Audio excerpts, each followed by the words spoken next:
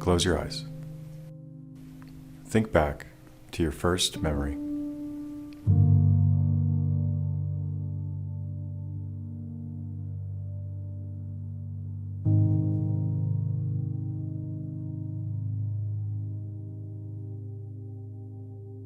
Now go back further.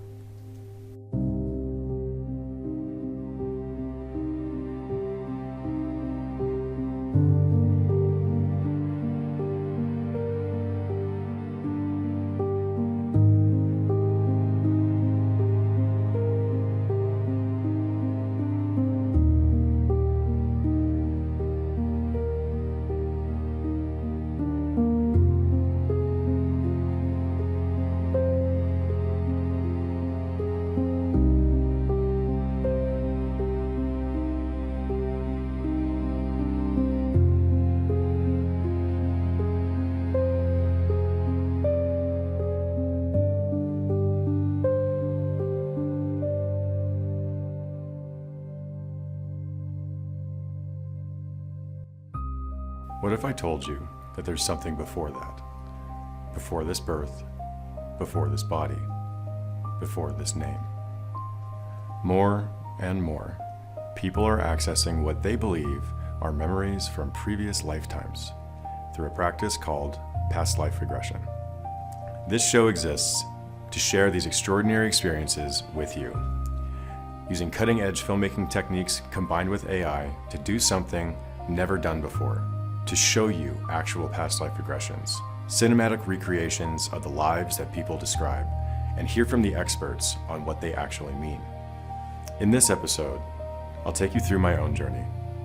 We'll explore the process, the philosophy, and the question that haunts me. Are these experiences proof of something beyond? Or are they reflections of something within? Either way, they change us.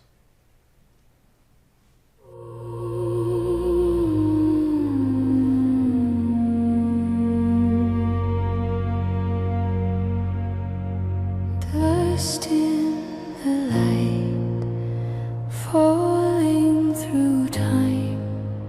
Something remembers what the mind left behind.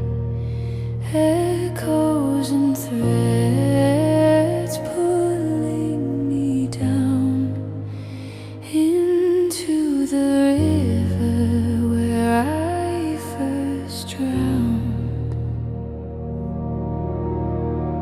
Old souls calling through the smoke and the stone. Old souls falling into bodies unknown.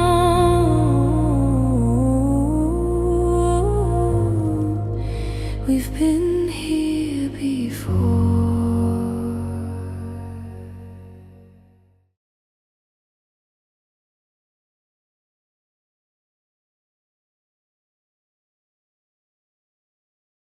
I'm going to count from 10 backwards to 0, and I want to invite you to count along with me.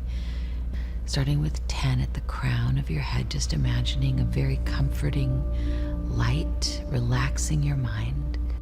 8, 7, 6, down into your heart. 3, 2, 1, and 0. Deep asleep. Past life regression is when a hypnotherapist works with a client with the intent of experiencing a past life. I think we definitely live multiple lives. When you die, you don't necessarily die. You just leave this body. You're exploring a piece of yourself that is asking for attention. There's a piece of yourself that is unhealed from a previous lifetime. Quantum physics can in some ways explain reincarnation. First thing we need to understand, if we reincarnate, we're not just a physical body then. So it says that there's something outside of the space we live in, outside of time. So then if this is possible, there's a way to connect to something greater, and we can say consciousness, for example. The key with hypnosis is that it gives you access to the subconscious mind. Right now, we're only talking to each other with 5 to 12% of the mind. That means that there's this whopping 88 to 95% of the mind that goes untapped. So when you're in that state, you're able to access your mind's programming so that you can make changes. To truly heal, there has to be a spiritual component. You drop through the cracks of your ordinary conscious reality and your ordinary conscious ego, going into their own sacred temple or library of all their experiences, and you step into a place where you have memory. They get to go and find themselves in another life in which they may have lived. My name is Anthony Pietromonaco. I'm a filmmaker, and in some way or another, I've been obsessed with this concept of past lives since I was about 14 years old.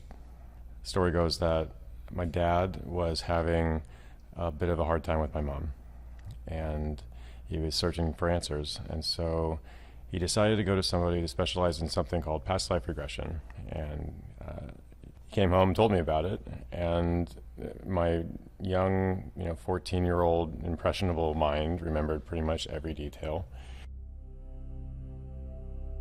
In his experience, he perceived the lifetime of a Roman soldier that was stationed at like some far off outpost.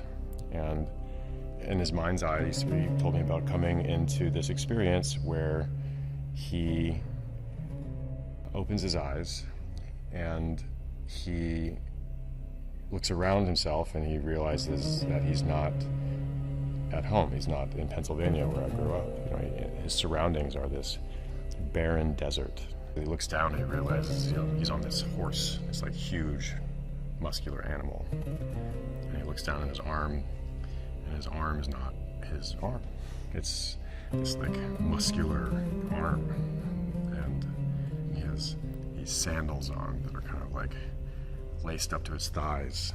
And he looks off towards the horizon, and in the distance he sees this group of women wearing these kind of like black robes in stark contrast against the desert sunset.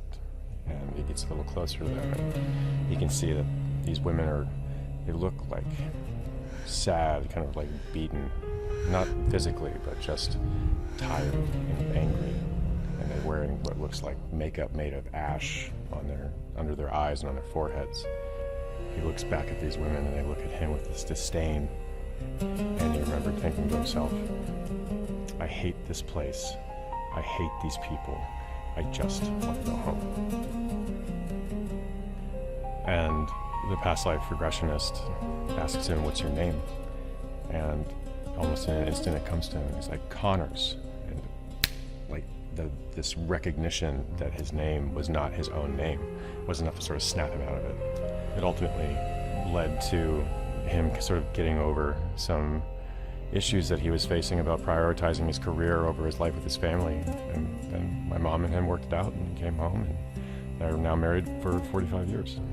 It planted this seed that would be nurtured for decades. And then I met this woman named Kelly Sullivan Walden. And she took me through my first experience.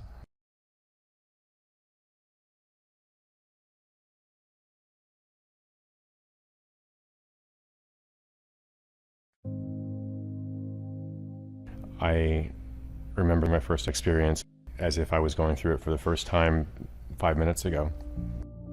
There were these series of doors, and I remember walking down this corridor and like looking to my right and looking to my left, and each door seemed like it was from a different place and from a different time.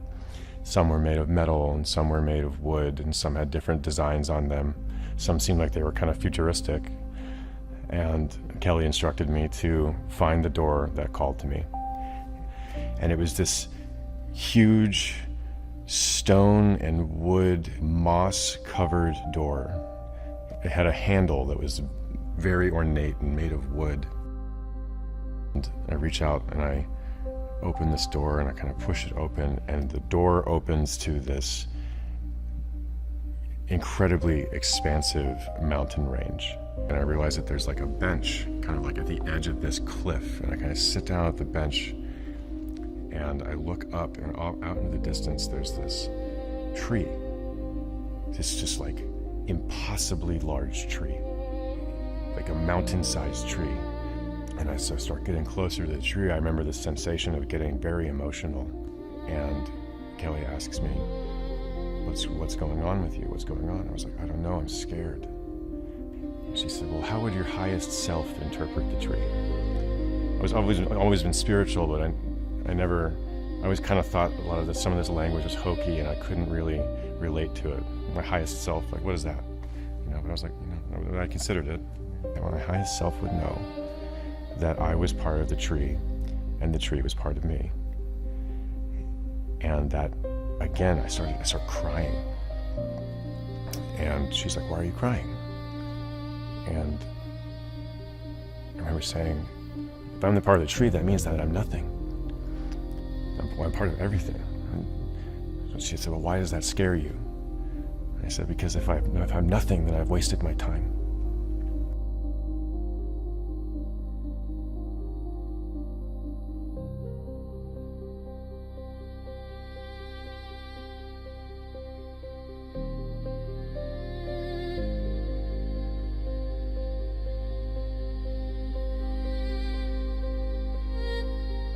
And then I passed in through like the threshold of the tree. It was like I became one with it. And I lost myself. I felt this sensation of no longer being Anthony or whatever I was in this place. And I felt like the presence of like my mom. Not just like my mom, it was just like total love and protection and safety. And it was just, even now, it feels so real to experience like this access to something bigger than yourself. So then, there was like, that was just the tip of the iceberg. That was the beginning. I've since gone through the experience probably a dozen times. And each time, it was completely unique. In one, I was a cowboy learning how to ride horses and starting a family. In another, I was a cook somewhere in the European countryside. And another experience, I was in an internment camp in Nazi Germany. And the last time that I did a past life regression experience, I remember that one probably most vividly of all of them.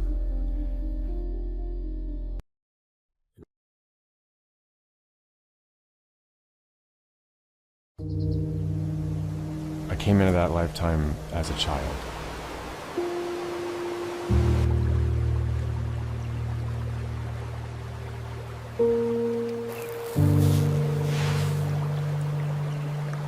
And I remember playing down by a river with this other little boy. We had these like giant bugs, these big beetles, and they were just crawling around in our hands by a riverbank. And the other little kid that I was playing with was black.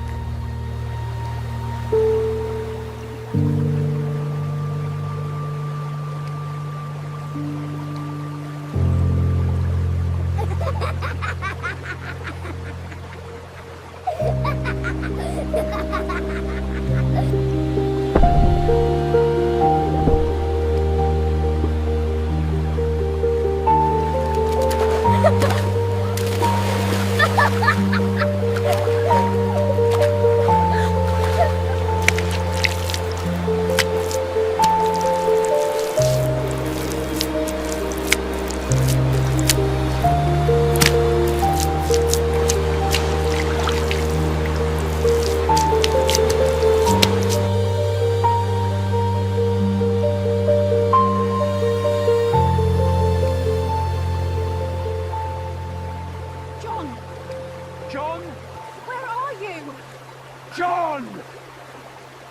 John! And then I remember my parents showing up at the riverbank and seeing me playing with this kid.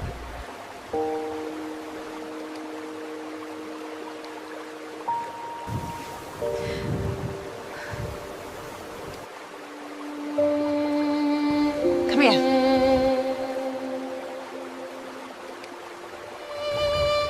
Now! You're not meant to be playing with him.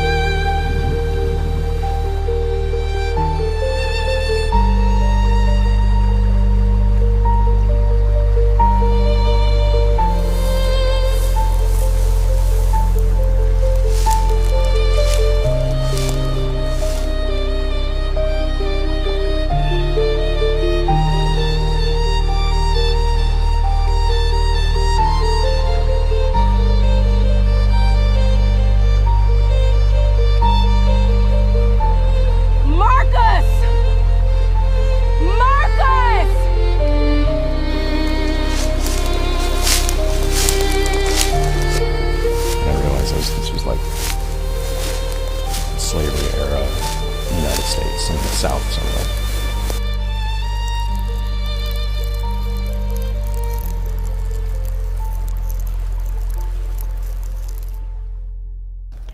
And I flash forward in time to this moment whenever I was working for a railroad.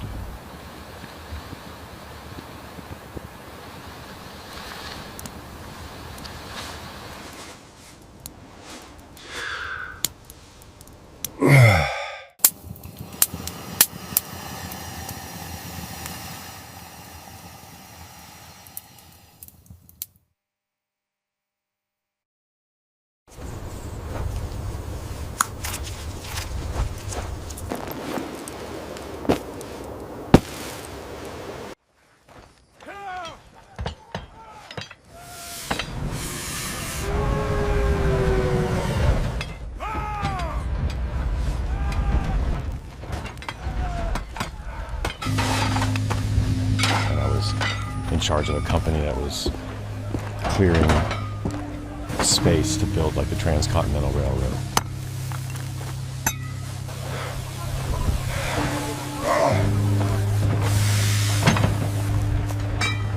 Good morning, boss. Morning, Mr. Foreman.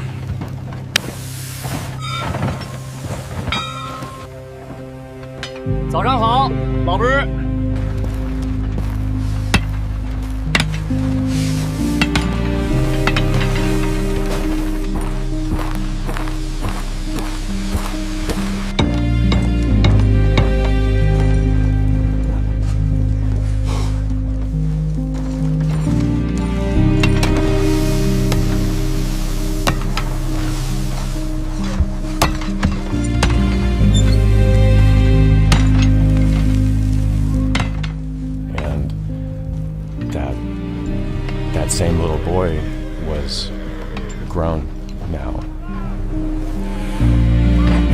Morning, old man. Morning, Marcus. Another day in paradise. New shipment of nitro made it. Let's make it count. This section's good. Move to the next. You heard the man. Yes, sir. Right away, boss. And I was just in a higher level position, and he was in a lower level position, and we were blowing shit up and laying railroad tracks, and we remained friends, to that day. It was great. There was a moment when I came home after a certain part of the project was done, and I remember this big plantation house. And I remember my wife was like really mad because I had been gone so long, and like my daughters didn't recognize me.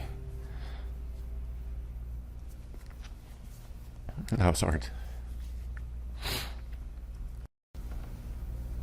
And then I remember going back to work, and there was a huge pass that we needed to clear in order to make space for the railroad track. There was no other way around it. And I remember very clearly too much dynamite being used. And there was this huge explosion, and my friend ended up getting killed in the process. And I'm not sure if it was at that moment before or after that I realized it was like the same spirit of another friend of mine that I knew in this life named Shane, who died of a drug overdose. And I was carrying around a lot of guilt because I wasn't there for him then. But I remember him dying in my arms.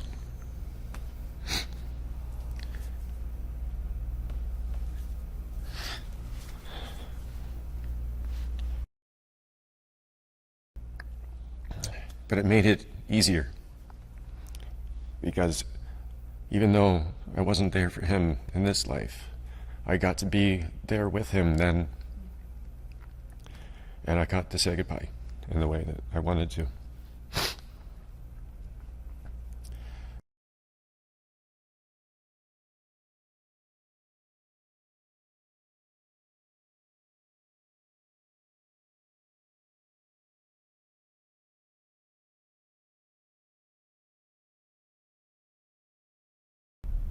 I got old and I had a retirement party, and my daughters were there with my wife, and she had stuck with me even though I had been gone. We had made it through the hardships, and my daughters were there, grown, beautiful.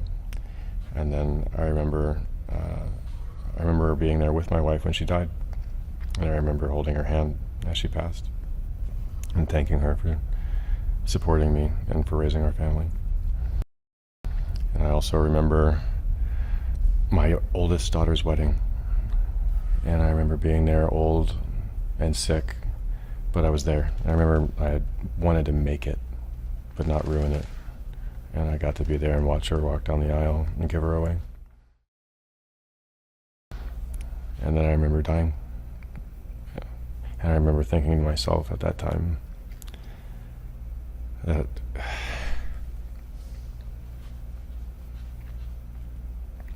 I was a good man. I did right by my people. I worked hard. And I moved mountains.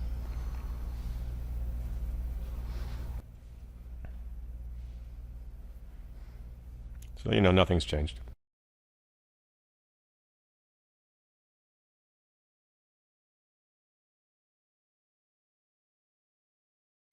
In the book The Alchemist by Paulo Coelho, he said, if any one person connects with their soul, they're in touch with the soul of the world.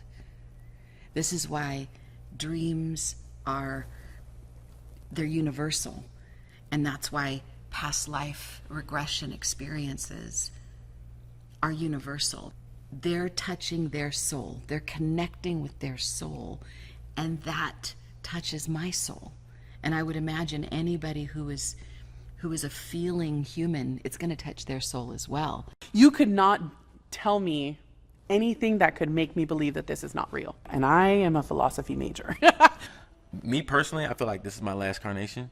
I feel like I'm done. I'm good. I feel like I've been here a good amount of times, and that's a wrap. There's several things that I feel are so extreme that I keep bumping into, that I don't feel like there's anything that happened in this life that could explain it. I feel like I got pieces of puzzle of my life that made sense and made it feel like I got complete with things that I'm struggling with. Everybody's going to have a different kind of experience whenever they go through something like this. So watching these people go through these experiences, you cannot help but grow. You cannot help but expand and open up and be curious about what these things are and what they mean.